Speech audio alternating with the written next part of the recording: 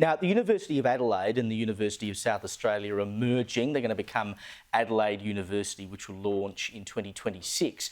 But the amalgamated institution has now announced that they're going to scrap face-to-face lectures. They put this up on their website, the University of Adelaide. They said most students will no longer attend face-to-face lectures from 2026. They will be gradually replaced by rich digital learning activities.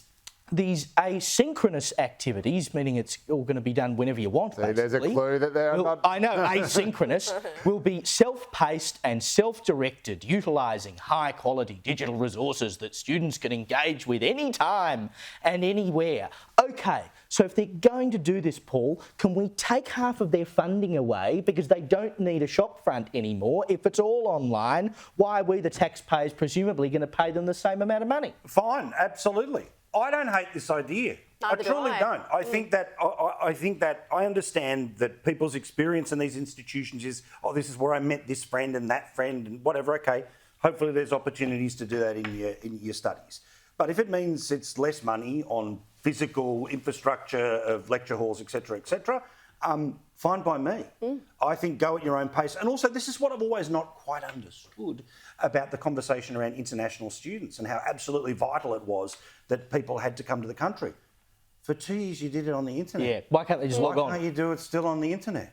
The only thing that worries... But seriously, why can't somebody to be honest, I from think Hong Kong there is still do it on the internet the way they did for 2 years? Well, I think there is something to be said for campus life, and I had a great time at uni doing all sorts of things. I'm very embarrassed. I'm very embarrassed by now. It'll be very difficult for the pro-Palestinian protesters because they'll now have to protest on Zoom.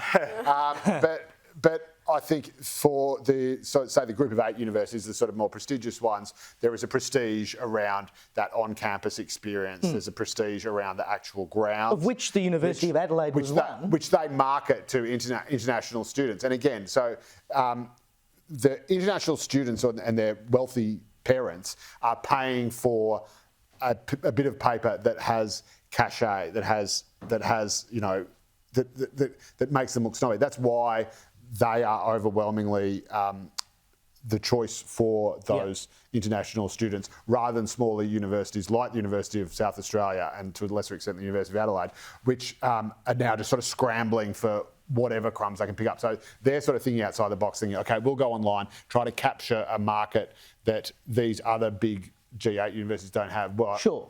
We've only got 30 seconds, Evelyn. The one thing that does worry me about it, though, is that we as a society are becoming more and more apart, you know, as people. We don't actually interact face-to-face anymore, and we're just taking away another one of those little touchstones where people do actually meet and interact. Everything will be online now, everything.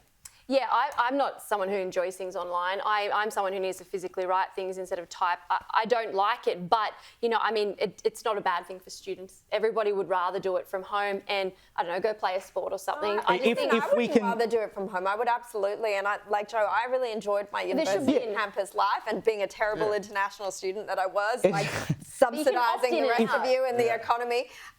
But I know you can opt in and out, but if it's lectures are only being offered online, some tutorials may be offered in person. How many will be there? What barriers are there to stop things like cheating? How will, if they don't know their students and have never met them face to face, how do they know ChatGPT? Look, if they can prove how this is going to save money, like show us how much money you're actually going to save, maybe I can get on board with it. But something tells me that the funding ain't going to change, and they won't need all that money because they just soak it all up on Friday, Caleb. It's okay. They just soak it all up. You can still turn up and see, you know, a bunch of bands you've never heard of. Oh, exactly.